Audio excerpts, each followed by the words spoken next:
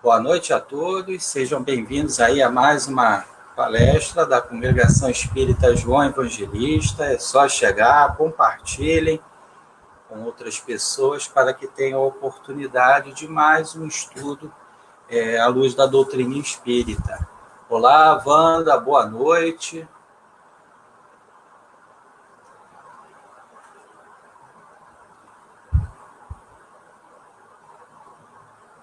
Boa noite, Dilene, seja bem-vinda. Ainda mais vocês, mulheres espíritas, hoje nessa palestra que tem esse toque especial, né? Para vocês, para todos nós, mas realçando a importância de vocês no sexo feminino das mulheres.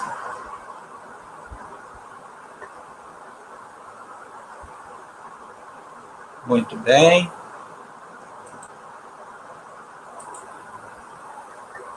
Então, deixa eu chamar a nossa convidada, a nossa palestrante de hoje. Deixa eu dividir aqui. Olá, Ana Lúcia, seja muito bem-vinda. Obrigado por ter aceitado esse convite. Imagina, meu amigo, eu que agradeço. É uma alegria estar aqui na casa de João Evangelista, nossa casa. Isso aí, que bom. Era um tema que seria importante que fosse feito, obviamente, por uma mulher, porque vai falar da sua experiência, do seu dia a dia, do que já passou, do que passa, das suas lutas. Então, falará com muito mais propriedade. Eu lembrei da nossa querida Ana Lúcia, trabalhadora da casa, que se dedicou, estudou bastante, tem muito material, muitas informações da doutrina espírita, que sempre foi e sempre será a favor, né, na igualdade da mulher. Kardec sempre à frente do seu tempo. E aí, antes de começarmos, então, a nossa palestra, então vamos fazer a nossa prece de abertura. Mestre amado, amigos espirituais, obrigado pela oportunidade de realizarmos mais uma vez uma palestra, um estudo, hoje em particular, na semana em homenagem à mulher, ao Mestre Jesus, que sempre colocou a mulher no mesmo patamar, falando com Maria de Magdala, com a mulher samaritana, Jesus sempre à frente do seu tempo. Muitos não entendiam por que ele agia assim, já que havia muito preconceito na época. E com o Espiritismo não seria diferente no que tange a ter Jesus como guia e modelo. Então, que ampare a nossa querida companheira Ana Lúcia, que ela possa trazer as reflexões da doutrina espírita sobre o assunto, a importância da mulher, em particular na ótica espírita. Pedimos, então, permissão para darmos por iniciado o nosso estudo, que assim seja, graças a Deus. Graças a Deus. As palavras são suas. Quer que carregue agora o material? Não, eu vou... Mais à frente eu... Legal, eu estou aqui nos bastidores, é só avisar, tá? Muito obrigada. Meus amigos, muito obrigada por essa oportunidade. Como da outra vez, já vou contando com a benevolência e a paciência de vocês, né? Mas gratidão total por estar aqui. Em especial nessa oportunidade, porque sempre fazemos reflexões que nos ajudam, tanto no campo do conhecimento, né, como no campo mesmo espiritual. Vamos desenvolvendo, né? Isso é muito importante, sempre com base na doutrina espírita. E hoje, especialmente, nosso tema é a mulher e o espiritismo, claro que é de propósito, né? Porque tivemos aí uma semana marcada de homenagens, reflexões, né? É claro que agradecemos essas celebrações, as gentilezas, as homenagens, mas, ao mesmo tempo, é nosso dever, né, reconhecer que, quanto ao assunto à igualdade de direitos, entre homens e mulheres, o caminho ainda é longo para se trilhar. Porque ainda hoje vemos mulheres em situações que passam por situações em que são agredidas, são desqualificadas, oprimidas, humilhadas pelo fato de serem mulheres. Ainda temos essa realidade, embora a humanidade já esteja assim, a passos largos no campo do conhecimento, no campo do pensamento, da cultura, da tecnologia, mas ainda, infelizmente, temos essas estatísticas que são estarrecedoras. Eu tenho certeza que vocês, nessa semana, né, tiveram contato, tiveram conhecimento de alguma dessas estatísticas, infelizmente. E é importante que a gente fale, que isso seja dito.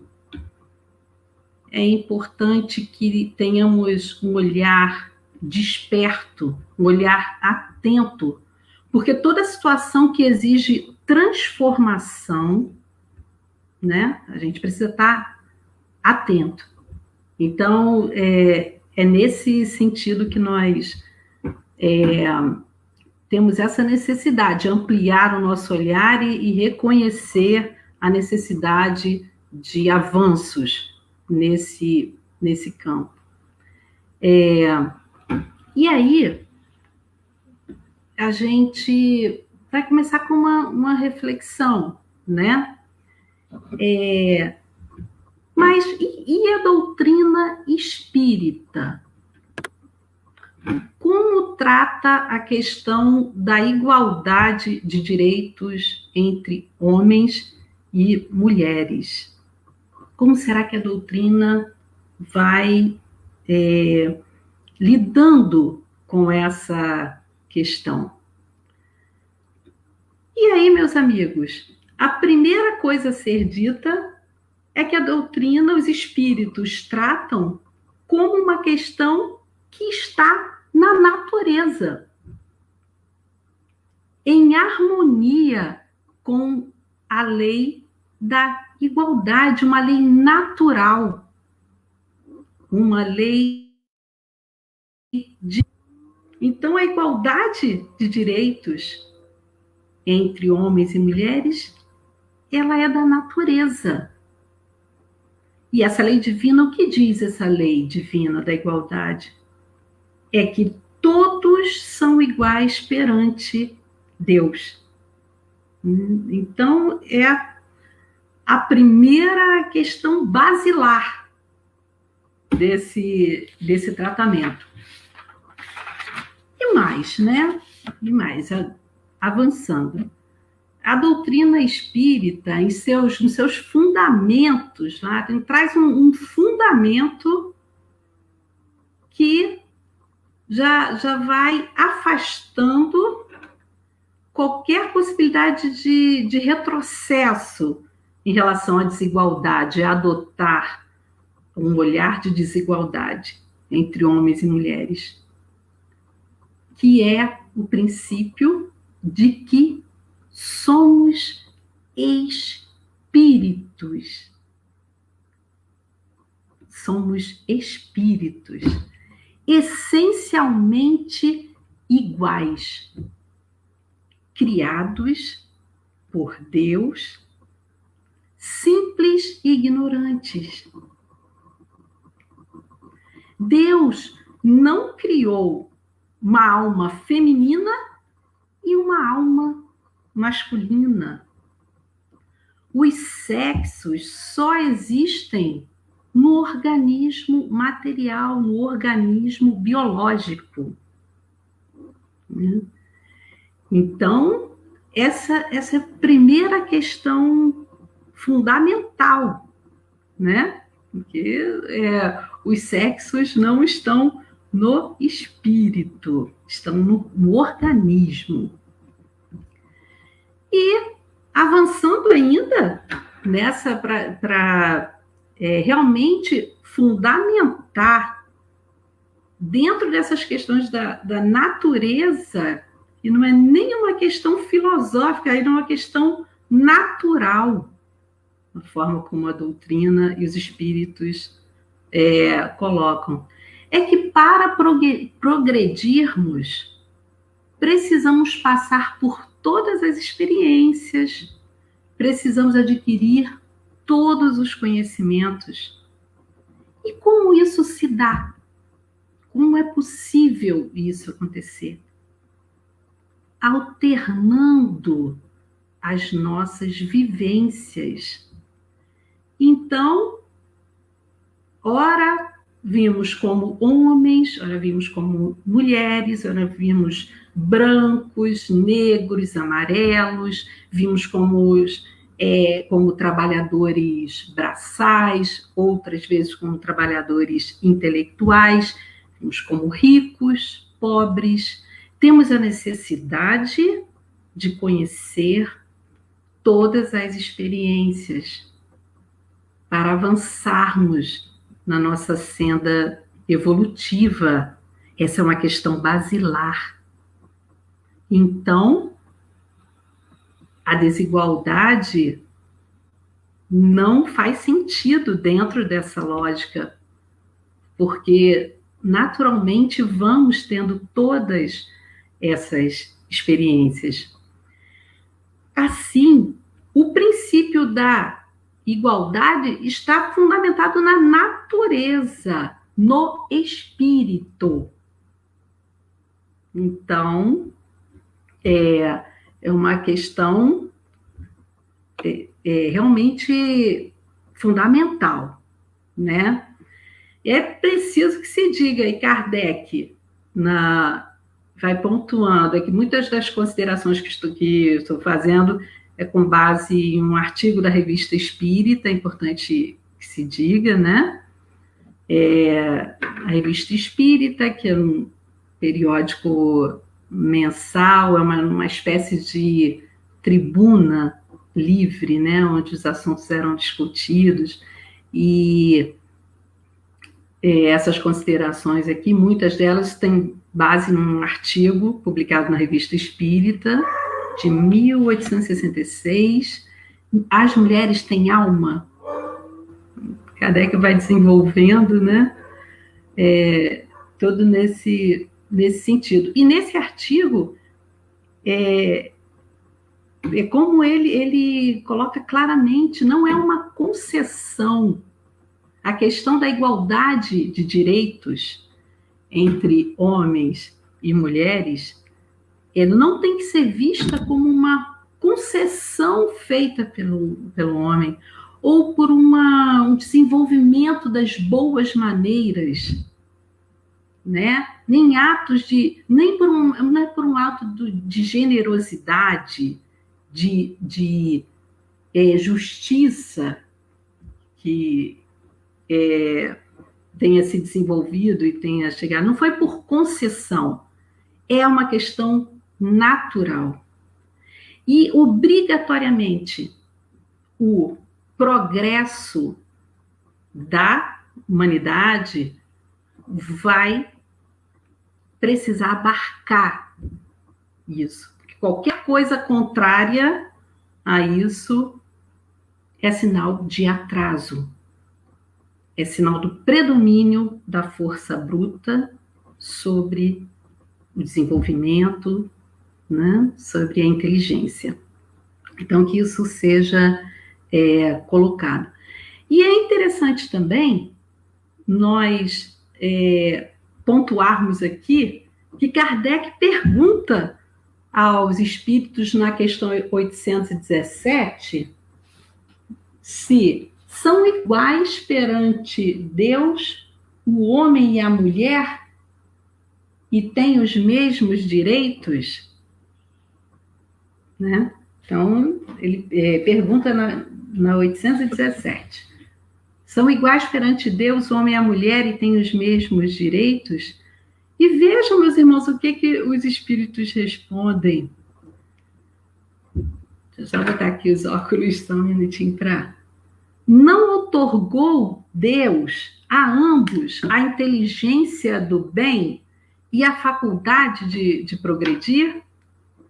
Quer dizer, é até como se os espíritos, vou fazer uma brincadeirinha aqui, é como se os espíritos falassem assim, né, colocassem, por que vocês estão perguntando isso? Por que você está perguntando isso? Né? Está na própria ordem das coisas, na ordem da natureza. A ambos foi dada a inteligência do bem e do mal, quer dizer, é a lei do livre arbítrio. É a distinção, a possibilidade de distinção, a possibilidade de escolha entre o bem e o mal. A ambos, igualmente, isso foi dado. E da mesma forma, a faculdade de progredir.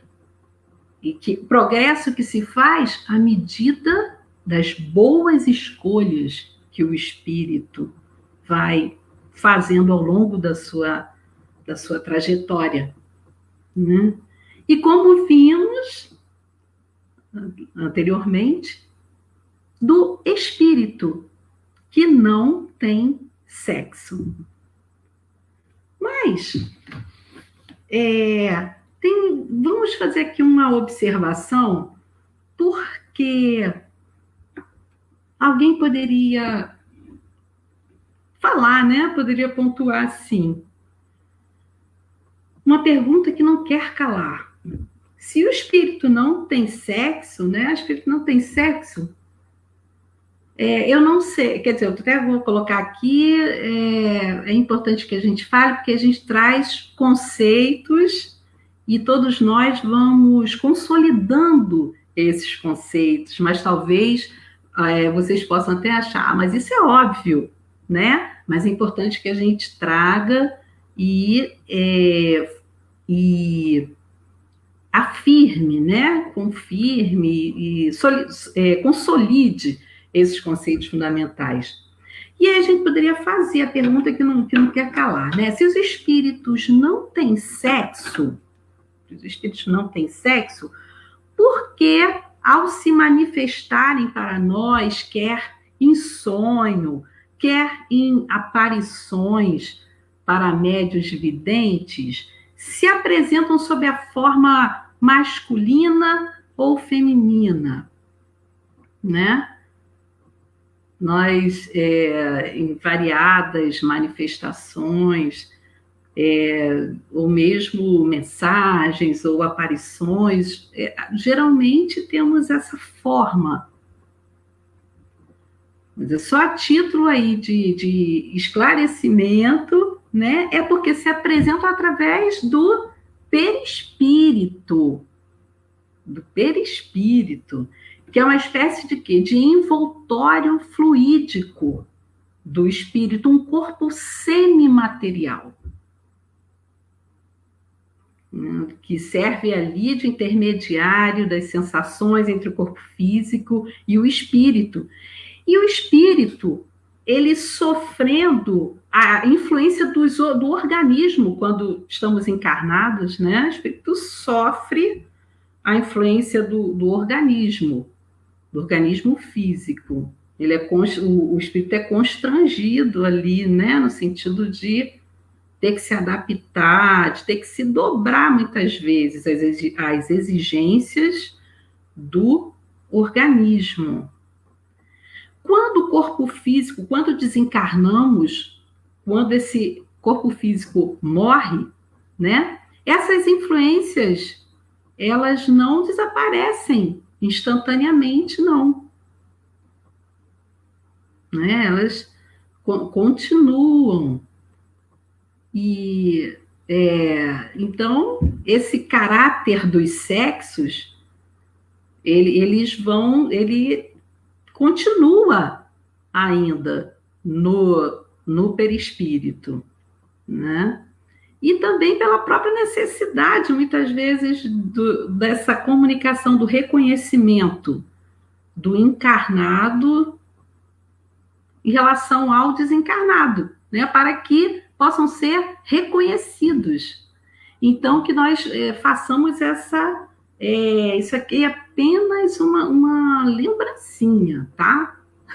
Lembrança de que a forma masculina ou feminina que se apresenta é a forma do perispírito, não é isso? Então, continuando, né? É importante que a gente diga, que a gente pontue, destaque, que Kardec, com base nesses conhecimentos, né, de que a igualdade é uma questão da natureza, foi um defensor contundente dos direitos e da emancipação da mulher. Foi um entusiasta, meus amigos, na realidade. Mas realmente, né, tendo acesso a todo esse conhecimento, a essa questão tratada de uma forma tão clara e tão firme, naturalmente que ele, e ainda mais tendo como companheira a Amélie Baudet, né, que era uma intelectual, uma escritora também, uma educadora, claro que os dois iam se lançar nessa luta, né, não é verdade? E muitos desses artigos, a maioria foi na Revista Espírita. Então, eu até nas leituras, né, na pesquisa, esses trechos da Revista Espírita, em que Kardec ali mostra seu entusiasmo, sua firmeza para defender o direito das mulheres e a emancipação, foi através de uma tese de doutorado de uma pesquisadora espírita, né, a Dora Encontre, que eu trouxe aqui, né, pincelei de lá, e o Humberto vai colocar para a gente agora esse trecho da Revista Espírita, quer dizer, essa observação até antes da Dora Encontre, né, falando sobre essa postura de Kardec na defesa dos direitos da mulher e da emancipação. Não é isso? Isso, Humberto. Vamos lá, meus amigos. Olha só o que a Dora Encontre. A Dora Encontre é uma estudiosa da doutrina espírita, uma pesquisadora. Para vocês terem uma ideia, a tese de doutorado dela, olha ali o nome da tese de doutorado, Pedagogia Espírita, um projeto brasileiro e suas raízes histórico-filosóficas. Olha, que maravilha! Vamos ver o que a Dora Encontre separou para a gente, para ilustrar essa questão aí da atuação de Kardec como entusiasta da defesa dos direitos da mulher e da emancipação. Em toda a obra de Kardec, há manifestações enérgicas a respeito dos direitos femininos.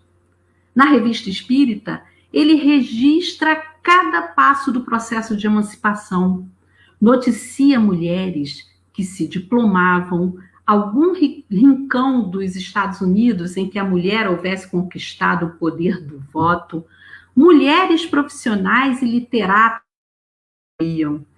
E há proclamações deste gênero. Soou a hora da libertação da mulher.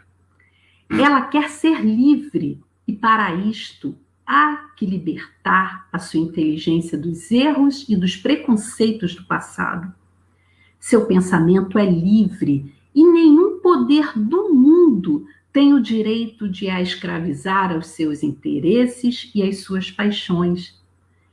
Ela reclama sua parte de atividade intelectual e a obterá, porque é uma lei mais poderosa do que todas as leis humanas, é a do progresso, a qual toda a criação está submetida. E aí a Revista Espírita, 1861, páginas 126 e 127. Pois é, meus queridos. Então, observaram como essa citação de Kardec não deixa dúvidas, né? Não deixa dúvidas de como era, de como se lançava nessa luta, né? Nesse objetivo, né? E ali ele falou em leis, né? Falou em leis humanas nessa citação. E por falar em leis humanas, Kardec pergunta aos espíritos na questão 822, né? Se uma legislação, para ser perfeitamente justa, deveria consagrar a igualdade dos direitos do homem e da mulher. É interessante, essa pergunta de Kardec é muito oportuna, porque só para destacar aqui, até há pouco tempo, nos códigos, né, no Código Civil mesmo, Código Civil brasileiro, havia artigos expressamente desqualificadores da mulher, humilhantes, inclusive. Quer dizer, as leis humanas não refletiam, nessa época de Kardec, ainda mais, né? Agora já temos um progresso no campo do conhecimento, então isso está sendo... está tendo uma modificação, mas imaginem na época de Kardec, os códigos, né, as leis, como deixavam a desejar essa discrepância aí de direitos, né? E olha o que os espíritos respondem para Kardec em relação se as leis humanas teriam que, para ser justas, refletir essa igualdade.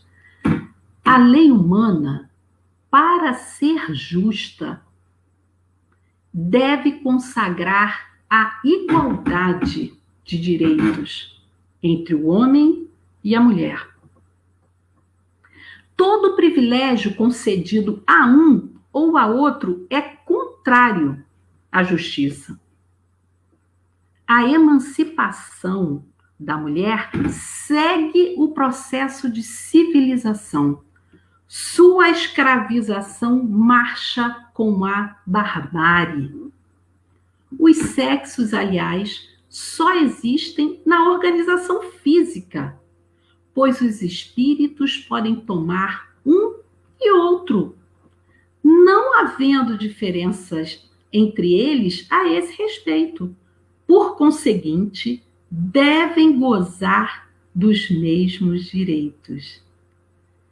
Então, meus amigos, os espíritos não estão deixando dúvida, né?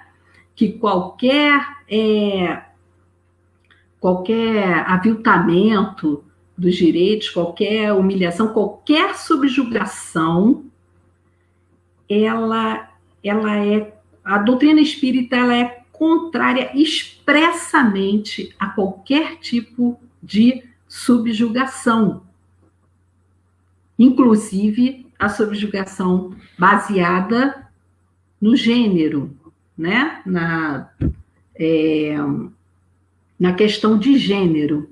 Então, é que os espíritos colocam.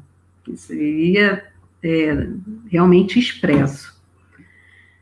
E que, na realidade, por quê? Porque, na realidade, o que o Espiritismo ele vai defender é a cooperação mútua. Vocês veem que na própria... Olha o que os espíritos falam. Todo privilégio concedido a um ou a outro é contrário a justiça. Então, a palavra de ordem na relação entre mulher, sabe qual é, meus amigos? Em relação ao que se pretende, em relação ao que se deve fazer, aos papéis, às provas, a palavra-chave é cooperação. Essa é a palavra que deve nortear ali.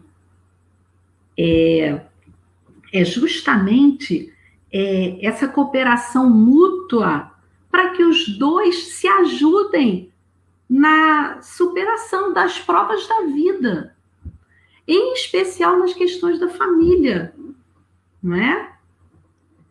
Então, para que os dois deem conta das tarefas que lhes cabem, há a necessidade dessa cooperação, desse lado a lado, né? Então, é isso que a doutrina espírita proclama, preconiza. E aí, um trecho aqui de Kardec, esse não está, não coloquei para o Humberto colocar para a gente, ó. Aos homens e às mulheres são, pois, atribuídos deveres especiais. Cada um tem características, né? Tendo características.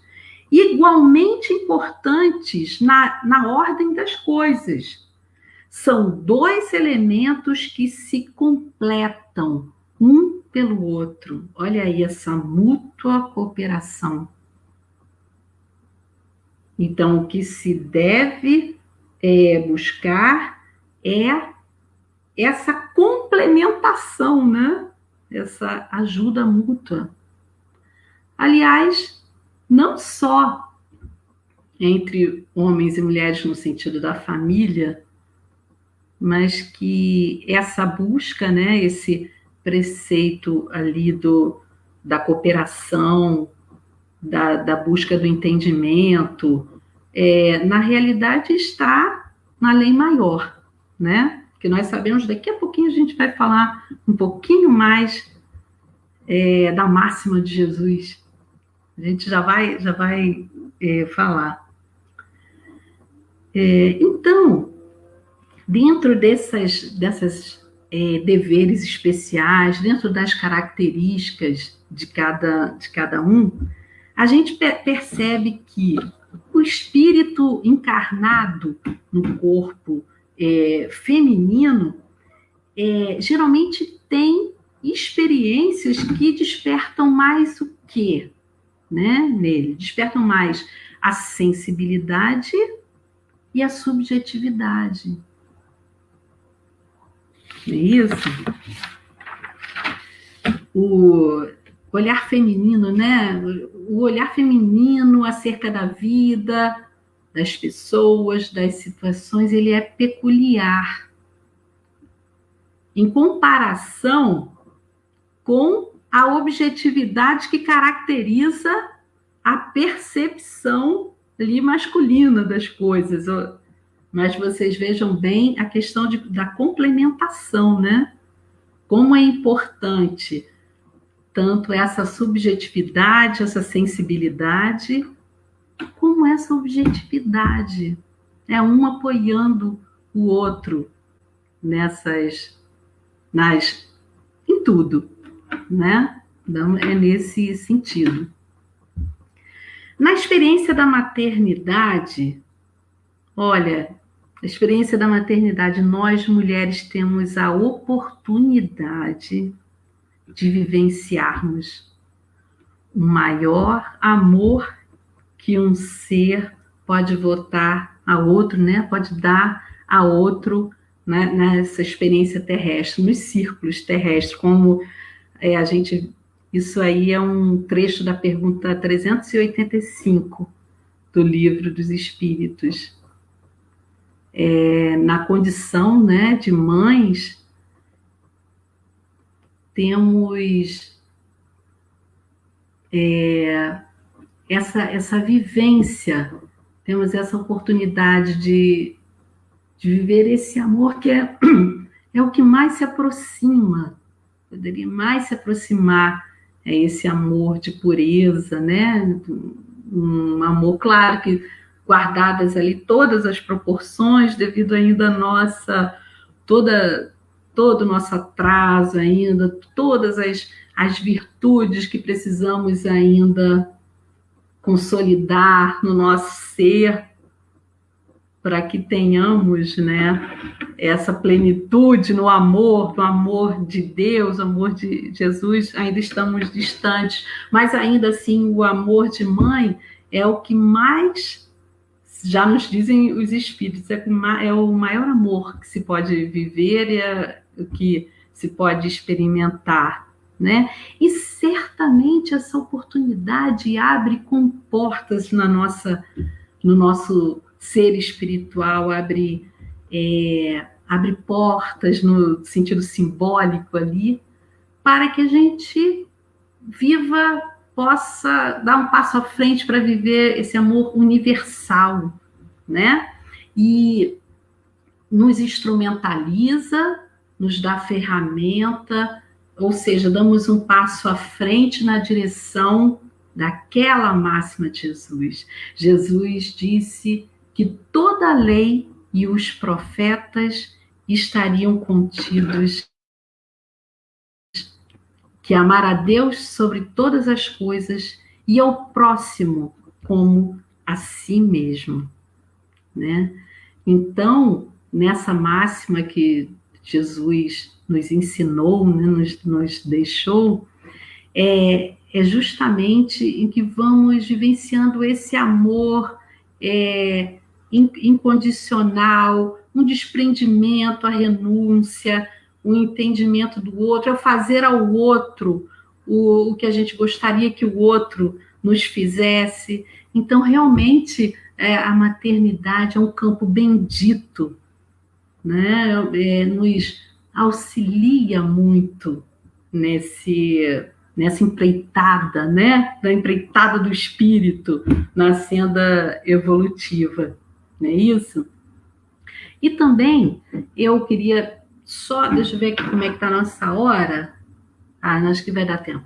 Só fazer uma observação que nos estudos, né, aqui para nossa conversa aqui de hoje, eu me deparei com um livro de César Braga Said. É o primeiro livro psicografado dele, né? E é pelo espírito Francisca Clotilde. E o nome do livro é Mulheres segundo o Espiritismo.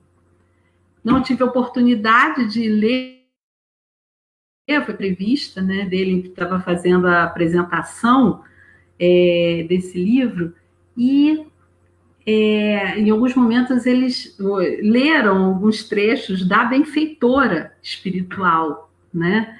E eu acho importante deixar aqui registrado o que a benfeitora alertou a gente como uma tarefa importante para nós, mulheres. Vejam, meus amigos, eu vou fazer uma pequena leitura aqui, é pouca coisa. Olha o que a Francisca Clotilde alertou a gente como tarefa, né? Como nessa construção de uma sociedade mais justa, mais igualitária, mais plena, né? Olha a nossa responsabilidade como mães, como pessoas que estão na caminhada junto às outras. Olha, ajuda teus irmãos reencarnados em corpos masculinos a se libertarem da própria ignorância e machismo, mas sempre de um modo pacífico, nunca revidando a agressão com agressão. E se os seus direitos são aviltados, que se procurem as vias legais, quando as vias do diálogo, do consenso, do entendimento mútuo forem todas encerradas. Então, mães dos meninos, as esposas, né? Vamos ter um olhar atento para esses seres tão amados que estão ao nosso lado, né? Em corpos masculinos. E vamos colocando essa semente da fraternidade, do olhar de plenitude, né?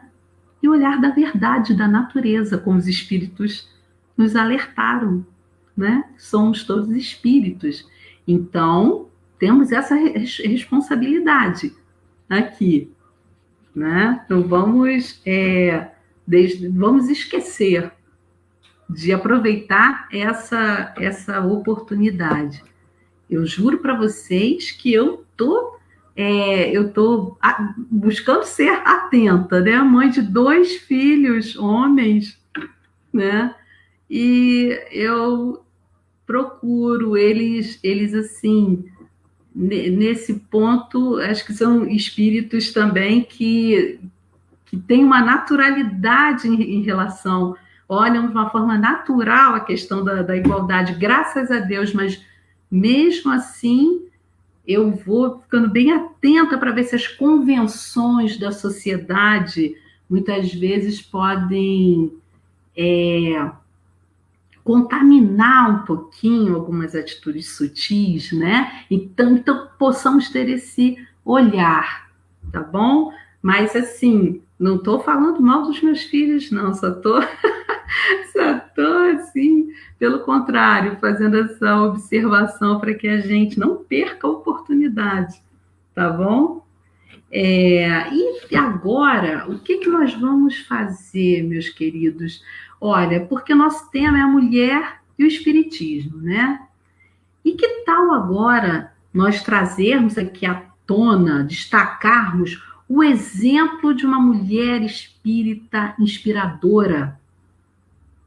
Nossa, gente, eu confesso para vocês que eu ouvi falar de Anália Franco, né? Eu ouvia falar e sempre com observação, assim, das pessoas falando com admiração. Mas eu agradeço muito a oportunidade desse estudo, porque eu fiquei impactada com essa pessoa, Anália Franco.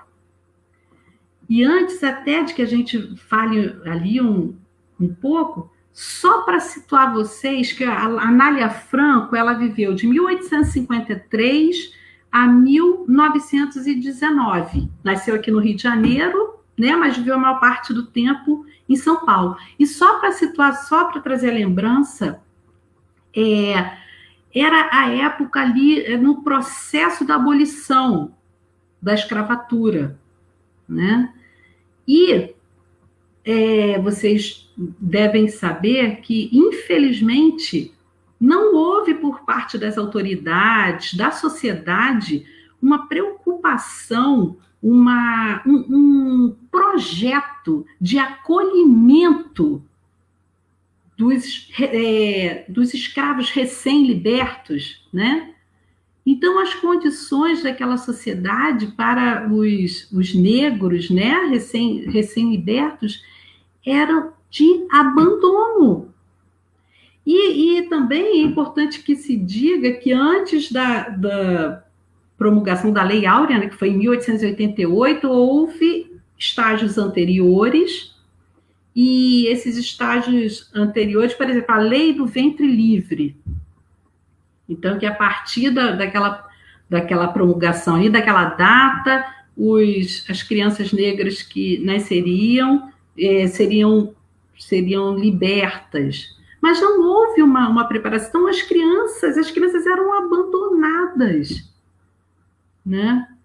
Então, vamos ver isso atingia, e também é importantíssimo dizer para vocês que a atuação de Anália Franco foi toda através da educação. A veia poderosa, né? A atuação.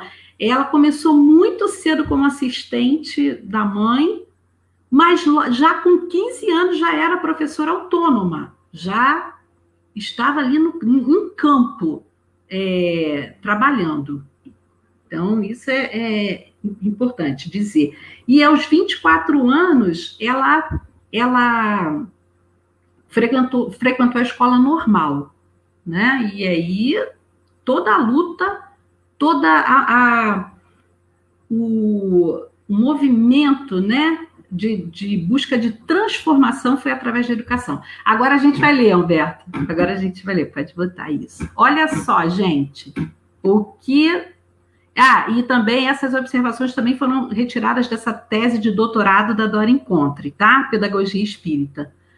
Olha, de volta ao interior, falando da Anália, sensibiliza-se ante o destino das crianças negras que, com a lei do ventre livre, eram enjeitadas à roda da misericórdia, e começa por acolhê-las, fazendo uma escola, sua primeira casa maternal. Gente, escuta essa agora. Aluga uma casa com dinheiro próprio e, para sustentar as crianças, chega até a pedir esmolas. Chizuko Kishimoto, essa é uma educadora também, tá? É uma pesquisadora.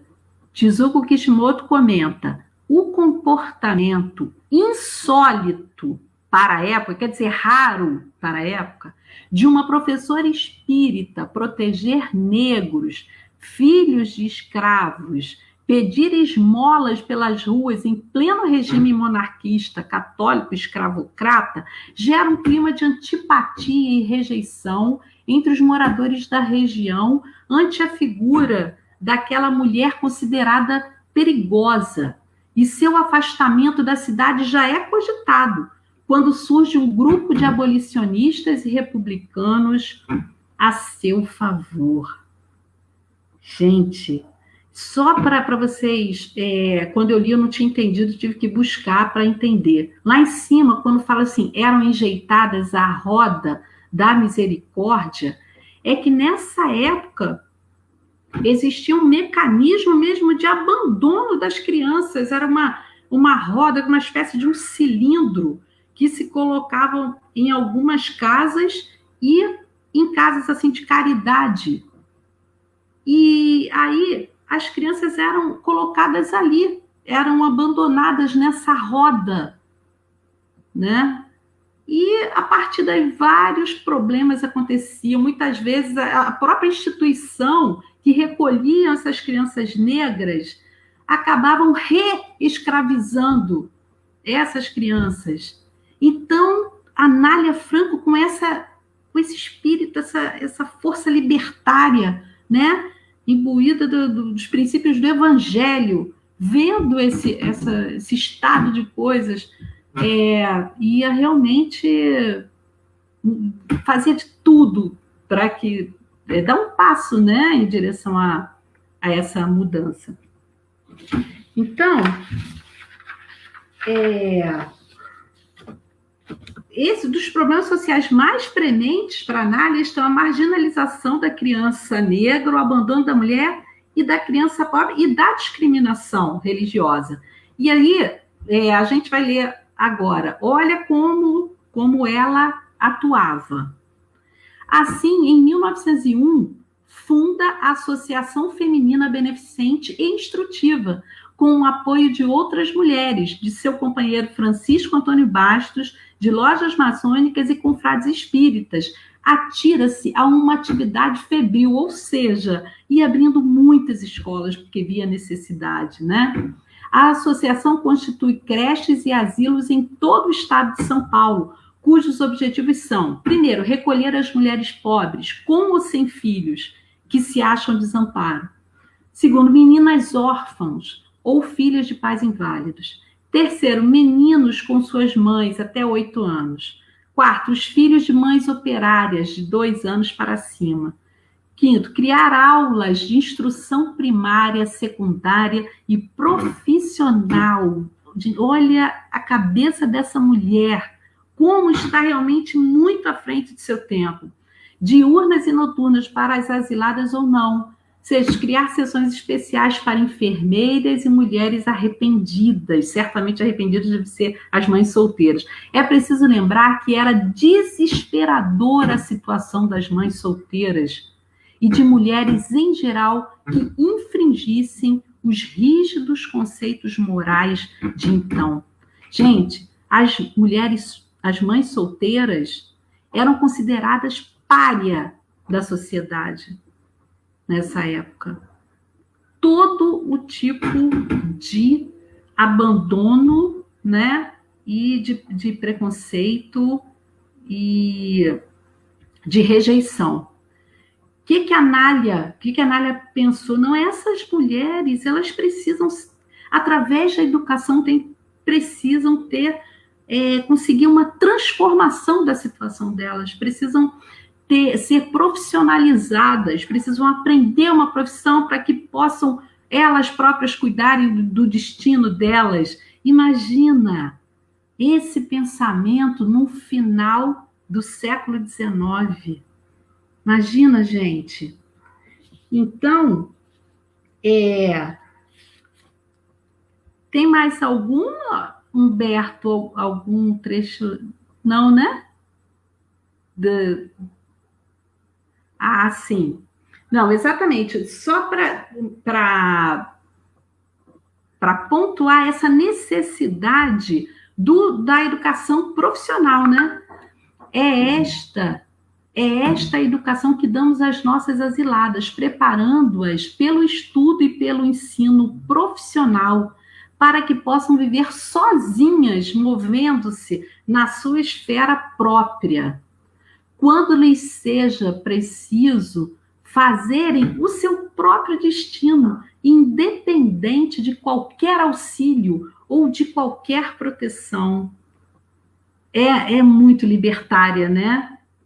É realmente impressionante, é impactante essa mulher com esse pensamento em pleno final do século XIX.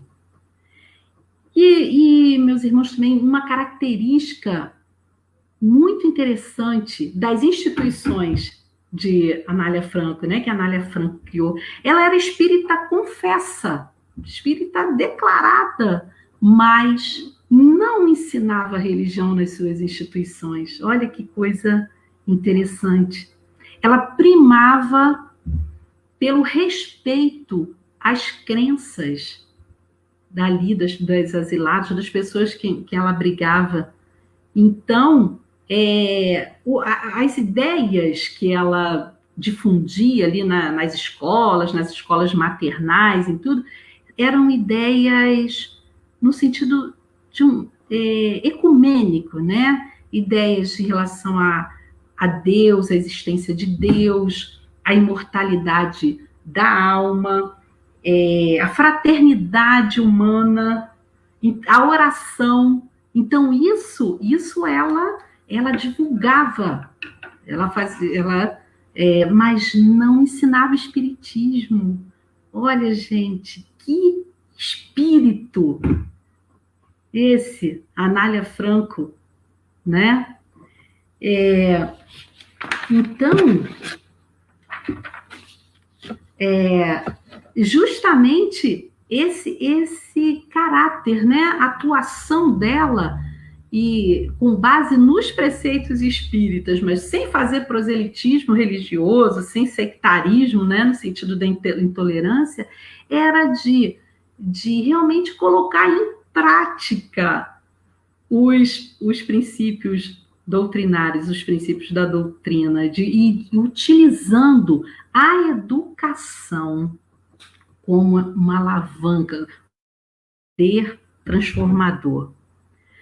Então, meus queridos, já está quase na nossa hora. Eu espero que essas considerações aqui, né, que nós fizemos, realmente sejam inspiradoras para que nós continuemos dentro de um olhar pacífico, no olhar de amor, sim, mas que seja dentro desse amor, até como a Francisca Clotilde, que é esse espírito que ditou o livro para César Braga Said, que esse amor, com a força do amor, que a gente possa libertar, soltar rédeas, quebrar algemas, mas através do poder transformador do amor. Muito obrigada por essa oportunidade. Excelente, Ana Lúcia, as reflexões, a parte doutrinária e a linda história, né, da Anália Franco, que é pouco conhecida, né, do meio espírita. Temos até uma casa espírita ali em Irajá, mais ou menos, que é o Grupo Espírita Anália Franco, que muitas vezes até acho que vendia, a casa comprava livros lá para colocar na nossa biblioteca. Então, é uma história, dentre muitas outras mulheres aí que contribuíram na divulgação da doutrina espírita. Então, muito obrigado, Ana Lúcia. Obrigado a todos aí pelas mensagens. Gostaram muito das suas colocações, das suas ponderações, né? E que possamos, então, refletir, né? E aí cabe ver o papel de homem também colaborar com isso, porque às vezes os homens acham que não é problema deles. Eu não sou machista, mas também não faz nada para acabar com isso. Então, os homens têm um papel também para ajudar nesse sentido. Eu, como educador, mais ainda, o grau de responsabilidade é maior de educar aqueles alunos para uma sociedade que tenha a igualdade de direitos do homem e das mulheres. Muito bem, então eu gostaria de pedir a você, Ana Lúcia, para fazer a nossa prece, então, de encerramento. Claro, com todo prazer. Então, meus irmãos, vamos conversar com Jesus, mestre querido, nosso amigo de todas as horas, mentores da casa de João Evangelista. Te agradecemos por essa oportunidade tão especial nas nossas vidas, e que possamos, mestre, trilhando, buscando os teus passos no teu evangelho, que nós possamos melhorar a cada dia em direção a esse homem novo, a essa fraternidade, a essa caridade, que possamos em todas as experiências do nosso dia a dia reconhecer essa oportunidade de colocar em prática os teus ensinamentos. Fica conosco, mestre, dá-nos bom ânimo, força e coragem para prosseguirmos na nossa tarefa. Que assim seja. Graças a Deus. Muito obrigado a todos. Tenham todos aí uma boa noite e um excelente final de semana. Tá? Muito obrigado, Ana Lúcia. Tchau para todos vocês. Tchau, gente. Obrigada.